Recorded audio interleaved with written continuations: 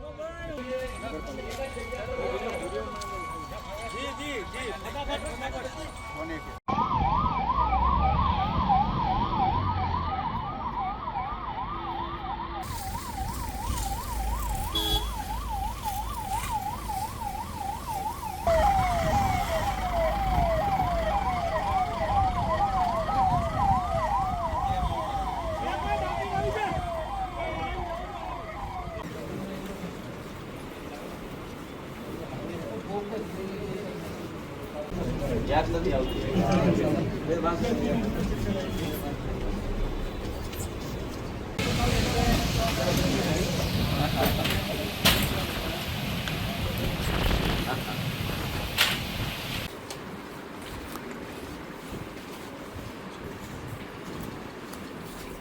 જે 6 વાગે દેવગઢ બારિયા ખાતે અહીંયા સિવિલ ડિફેન્સની મોક ડ્રીલ યોજવામાં આવી હતી.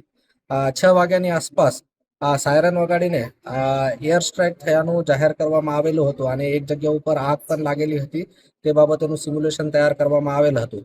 તો જેવી રીતે આ આગ લાગી અને એને સાયરન વાગ્યું, એના પછી અમારા કંટ્રોલ રૂમમાં જ્યારે ફોન આવ્યો તો તાત્કાલિક ધોરણે વહીવટી તંત્રના અધિકારીઓ જો છે એ સ્થળે દોડી આવ્યા.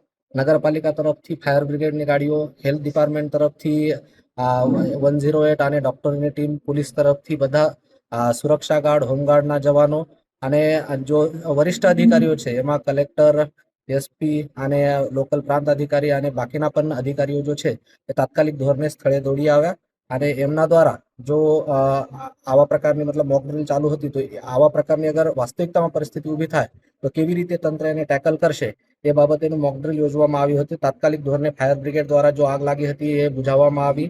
એની સાથે સાથે જ જો હેલ્થની ટીમ હતી એમના દ્વારા આપની કામગીરી શરૂ કરી દેવામાં આવી અને જેટલા પણ લોકો ઇન્જર્ડ થયા હતા કે અન્ય કોઈ કેઝ્યુલિટી થઈ હતી એમને તાત્કાલિક ધોરણે આરોગ્ય કેન્દ્ર ઉપર પહોંચાડવામાં આવ્યું અને એમને સારવાર શરૂ કરવામાં આવી. એની સાથે સાથે જ પોલીસની ટીમ દ્વારા જે સ્થળ ઉપર સ્ટ્રાઇક થયું હતું એમને તાત્કાલિક ધોરણે ઘેરી લેવામાં આવ્યો અને પૂરતા સુરક્ષા બંદોબસ્ત ગોઠવી દેવામાં આવ્યો અને જો પરિસ્થિતિ હતી એના ઉપર કાબુ કરવામાં આવી.